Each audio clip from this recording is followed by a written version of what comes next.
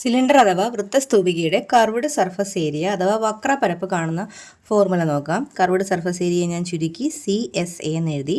CSA കണ്ടുപിടിക്കുന്നത് base circumference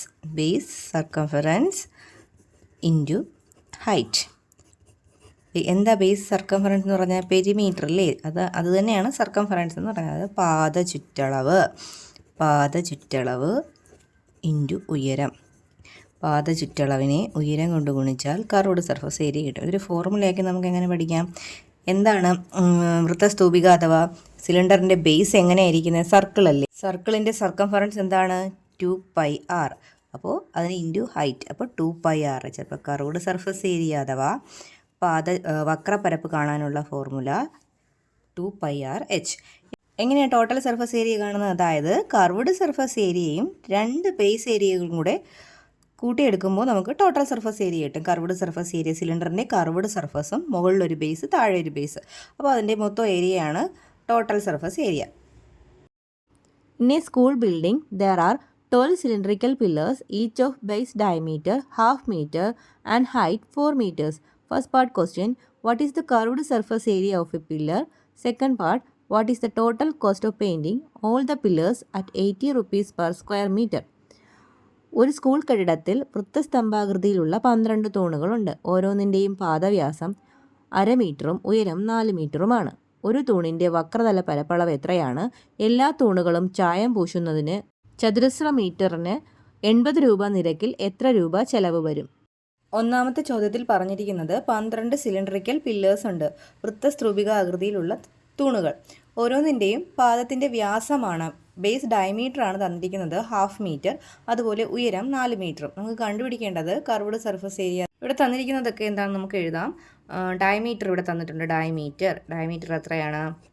1/2 metre. Diameter 1/2 ആണെങ്കിൽ radius എന്തായിരിക്കും? റേഡിയസ് ഡയമീറ്ററിൻ്റെ പകുതിയായിരിക്കും റേഡിയസ്. അതായത് 1/2ൻ്റെ പകുതി. 1/2ൻ്റെ പകുതി എന്ന് പറഞ്ഞാൽ 1/4 മീറ്ററാണ്. ഇനി ഹൈറ്റ് 4 മീറ്റർ എന്ന് തന്നിട്ടുണ്ട്. നമുക്ക് കണ്ടുപിടിക്കേണ്ടത് കർവ്ഡ് സർഫസ് ഏരിയ അഥവാ വക്രതല പരപ്പ്. അതിൻ്റെ ഫോർമുല 2πrh. അപ്പോൾ 2 ഉണ്ട്, പൈയുടെ വാല്യൂ ഇപ്പോൾ തൽക്കാലം പൈ എന്ന് തന്നെ ഇടാം. ആറിൻ്റെ വാല്യൂ 1/4. ഹൈറ്റ് നമുക്ക് 4 എന്ന് കൊടുക്കാം. 4ഉം ക്യാൻസലാക്കി 2π എന്ന് എഴുതാം. 2π സെൻറ്റിമീറ്റർ സ്ക്വയർ എന്ന് എഴുതാം. 2π സെൻറ്റിമീറ്റർ സ്ക്വയർ ആണ് curved surface area. Second part ക്വസ്റ്റ്യനിൽ കാണേണ്ടത് ഈ 12 പില്ലറുകളും സ്ക്വയർ മീറ്ററിന് 80 രൂപ നിരക്കിൽ പെയിൻ്റ് അടിക്കുന്നതിന് എത്ര രൂപ ചിലവാകും എന്നാണ്. അതിന് ഇപ്പോൾ ഒരു പില്ലറിൻ്റെ കർവ്ഡ് സർഫസ് ഏരിയ നമ്മൾ കണ്ടുപിടിച്ചത്. ഇനി നമുക്ക് 12 പില്ലറുകളുടെയും കർവ്ഡ് സർഫസ് ഏരിയ കാണണം. അപ്പോൾ CSA ഓഫ് 12 പില്ലേഴ്സ്, 12 പില്ലറുകളുടെ കർവ്ഡ് സർഫസ് ഏരിയ കാണാൻ എന്ത് ചെയ്യുക? 12πനെ 2π കൊണ്ട് ഇൻറ്റു ചെയ്യുക. അപ്പോൾ നമുക്ക് 24π എന്ന് കിട്ടും. ഇനി നമുക്ക് എൻ്റെ കോസ്റ്റാണ് കണ്ടുപിടിക്കേണ്ടത്. ടോട്ടൽ കോസ്റ്റ് ഫോർ പെയിൻറ്റിങ് അല്ലേ? പെയിൻറ്റിങ്ങിന് ആവശ്യമായ ചിലവ് കാണുന്നത്. ഇപ്പോൾ ഈ 24πനെ ഒരു സ്ക്വയർ മീറ്ററിന് എത്രയാണ്? 80 അല്ലേ? 80 കൊണ്ട് മൾട്ടിപ്ലൈ ചെയ്യുക. ഇവിടെ പൈയുടെ വാല്യൂ ഒക്കെ നമ്മൾ സബ്സ്റ്റിറ്റ്യൂട്ട് ചെയ്ത് വേണം ചെയ്യാനായിട്ട്. 24 × 3.14 × 80 വേണം ചെയ്യാൻ. അപ്പോൾ ഇത്രയും മൾട്ടിപ്ലൈ ചെയ്തെടുക്കുമ്പോൾ നമുക്ക് 6028.8 rupees എന്ന ആൻസർ കിട്ടും. The drum of a road roller has base diameter 80 centimeters and length 1.2 meters. What is the area of the road leveled when it rolls once? 1.2 metre നീളമുള്ള ഒരു റോളറിൻ്റെ വ്യാസം 80 സെൻറ്റിമീറ്റർ ആണ്. ഇത് ഒരു പ്രാവശ്യം കറക്കുമ്പോൾ നിരപ്പാവുന്ന സ്ഥലത്തിൻ്റെ പരപ്പളവ് എത്രയാണ്? സെക്കൻഡ് ക്വസ്റ്റ്യൻ നോക്കിയാൽ അതിൽ പറഞ്ഞിരിക്കുന്നത് ഒരു റോഡ് റോളറിൻ്റെ ഡ്രം വൃത്തസ്തൂപികയുടെ ഷേപ്പിലാണ്, സിലിണ്ടറിക്കൽ ഷേപ്പിലാണ്. അപ്പോൾ ഇത് ഒരു പ്രാവശ്യം ഉരുളുമ്പോൾ റോള് ചെയ്യുമ്പോൾ നിരപ്പാവുന്ന സ്ഥലത്തിൻ്റെ ഏരിയയാണ് കാണേണ്ടത്. ക്വസ്റ്റ്യനിൽ നമുക്ക് റോഡ് റോളറിൻ്റെ വ്യാസവും തന്നിട്ടുണ്ട്, അതിൻ്റെ നീളവും തന്നിട്ടുണ്ട്. അതായത് ബേസ് ഡയമീറ്ററും തന്നിട്ടുണ്ട്, അതിൻ്റെ ലെങ്തും തന്നിട്ടുണ്ട്. റോഡ് റോളറിൻ്റെ നീളം തന്നെയാണ് അതിൻ്റെ ഉയരം. അതായത് H എന്ന് പറയുന്നത് ഇവിടെ 1.2 മീറ്ററാണ് അല്ലേ? 1.2 മീറ്ററിനെ നമുക്ക് സെൻറ്റിമീറ്ററാക്കി മാറ്റാം. സെൻറ്റിമീറ്ററാക്കി മാറ്റാൻ എന്ത് ചെയ്യുക? 1.2നെ 100 കൊണ്ട് മൾട്ടിപ്ലൈ ചെയ്യുക.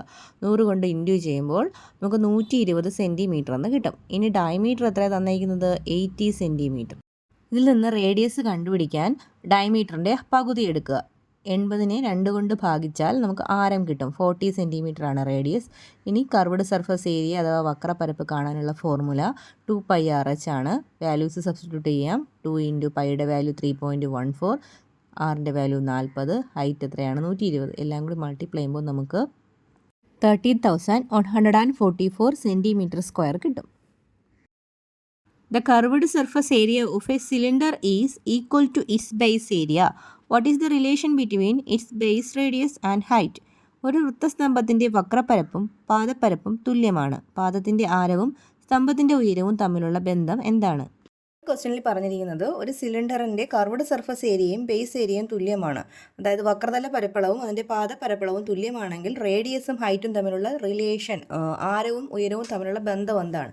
അപ്പം നമുക്ക് തന്നിരിക്കുന്ന കണ്ടീഷൻ തന്നെ എടുക്കാം. കർവ്ഡ് സർഫസ് ഏരിയയും ബേസ് ഏരിയയും തുല്യമാക്കി എടുക്കാം. കർവ്ഡ് സർഫസ് ഏരിയയുടെ ഫോർമുല എന്താണ്? 2πRH.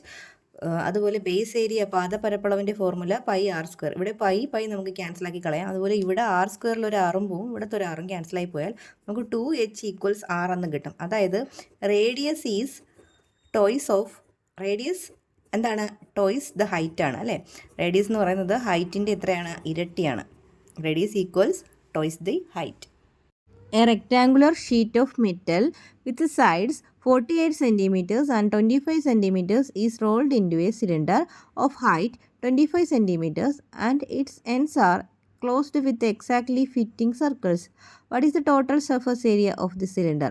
നീളം 48 സെൻറ്റിമീറ്ററും വീതി 25 സെൻറ്റിമീറ്ററുമായ ചതുരത്തകിട് വളച്ച് 25 സെൻറ്റിമീറ്റർ ഉയരമുള്ള കുഴലുണ്ടാക്കി. കൃത്യമായ അളവിൽ മുറിച്ചെടുത്ത വൃത്തങ്ങൾ കൊണ്ട് ഇതിൻ്റെ രണ്ടറ്റവും അടച്ചു. ഈ സ്തംഭത്തിൻ്റെ ഉപരിതല പരപ്പളവ് എത്രയാണ്? ആദ്യത്തെ ചോദ്യത്തിൽ പറഞ്ഞിരിക്കുന്നത് ഒരു റെക്റ്റാങ്കുലർ ഷേപ്പിലുള്ള ഒരു മെറ്റൽ ഷീറ്റ് ഉണ്ട്. അതിൻ്റെ സൈഡുകൾ തന്നിരിക്കുന്നത് 48 സെൻറ്റിമീറ്ററും 25 സെൻറ്റിമീറ്ററുമാണ് തന്നിരിക്കുന്നത്. അതിനെ റോൾ ചെയ്ത് ഒരു സിലിണ്ടർ നിർമ്മിക്കുകയാണ്. സിലിണ്ടർ നിർമ്മിക്കുമ്പോൾ എന്തായിരിക്കും പ്രത്യേകത? ഈ സിലിണ്ടർ ഇപ്പോൾ ഇതിനെ ഇങ്ങനെ ഉരുട്ടി ഒരു സിലിണ്ടർ നിർമ്മിച്ച് കഴിഞ്ഞാൽ, ഇതുപോലൊരു സിലിണ്ടർ നിർമ്മിച്ചാൽ ഹൈറ്റ് ഇത് തന്നെ 25 സെൻറ്റിമീറ്റർ തന്നെയാണ്. ഇതിൻ്റെ ബേസിൻ്റെ സർക്കംഫറൻസ് പാദ ചുറ്റളവെന്ന് പറയുന്നത് എത്രയ്ക്ക് തുല്യമായിരിക്കും? ഈ 48-ന് തുല്യമായിരിക്കും. That is base circumference equals 48. എന്താ ബേസ് സർക്കംഫറൻസ് കണ്ടുപിടിക്കുന്നത്? 2πr അല്ലേ? പാദ ചുറ്റളവ് കാണുന്ന ഫോർമുല 2πr. അപ്പോൾ 2πr ആണ് നമുക്ക് 48 എന്ന് കിട്ടിയത്. അതിന് നമുക്ക് r കാണാം. r കാണാൻ 48 / 2π ചെയ്യുക. 2ഉം 48ഉം കൂടെ ക്യാൻസലായാൽ 24/π എന്ന് കിട്ടും. നമ്മുടെ ചോദ്യം ഇതിൽ ടോട്ടൽ സർഫസ് ഏരിയ കണ്ടുപിടിക്കുക. ഇങ്ങനെ നിർമ്മിച്ച സിലിണ്ടർ അഥവാ വൃത്തസ്തൂപികയുടെ ടോട്ടൽ സർഫസ് ഏരിയ ആണ് കണ്ടുപിടിക്കേണ്ടത്. തന്നെ നമുക്ക് കർവ്ഡ് സർഫസ് ഏരിയയും വേണം, 2 × ബേസ് ഏരിയയും വേണം അല്ലേ? അപ്പോൾ ആദ്യം നമുക്ക് കർവ്ഡ് സർഫസ് ഏരിയ കാണാം. കർവ്ഡ് സർഫസ് ഏരിയ കാണാൻ എന്താ ചെയ്യേണ്ടത്? 2πr × h അല്ലേ? 2πr × h, 2πRH. 2πrൻ്റെ വില നമുക്കിവിടെ 48 എന്നുണ്ട്. ഹൈറ്റ് എത്രയാണ്? 25 ആണ്. അപ്പോൾ 48 × 25 നമുക്ക് 1200 എന്ന് കിട്ടും. അത്രയും സെൻറ്റിമീറ്റർ സ്ക്വയർ ആണ് കർവ്ഡ് സർഫേസ് ഏരിയ. ഇനി നമുക്ക് ബേസ് ഏരിയ കാണാം. ബേസ് ഏരിയ കാണാനായിട്ട് πr² എന്ന ഫോർമുല ഉപയോഗിക്കുക. πr². പൈയുടെ വാല്യൂ എത്രയാണ്? 3.14 അല്ല, 3.14 ഇടുന്ന. അതിന് മുമ്പ് നമുക്ക് പൈ വെച്ച് ക്യാൻസലാക്കി കളയാമല്ലോ. അപ്പോൾ πr² ആകുമ്പോൾ π × r² എന്ന് പറയുമ്പോൾ 24/πയുടെ സ്ക്വയർ അല്ലേ? ദാറ്റ് ഈസ് പൈ × 24ൻ്റെ സ്ക്വയർ / പൈയുടെ സ്ക്വയർ. അപ്പോൾ ഇവിടെ ഒരു പൈ ഉണ്ട്, ഇവിടുത്തെ പൈയും ക്യാൻസലായി പോകും. 24ൻ്റെ സ്ക്വയർ എത്രയാണ്? 576 / 3.14 ചെയ്യുക. അപ്പോൾ നമുക്ക് എത്രയായിട്ടുന്നേ? 183.43 എന്ന് ആൻസർ കിട്ടും. ഇതിപ്പോൾ ബേസ് ഏരിയ ആയുള്ളൂ. നമുക്ക് കണ്ടുപിടിക്കേണ്ടത് ടോട്ടൽ സർഫസ് ഏരിയ ആണല്ലേ?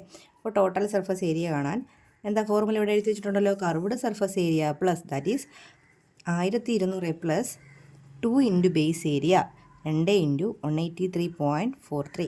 അപ്പോൾ ചെയ്തെടുക്കുമ്പോൾ നമുക്ക് 1566.86 സെൻറ്റിമീറ്റർ സ്ക്വയർ എന്ന് കിട്ടും.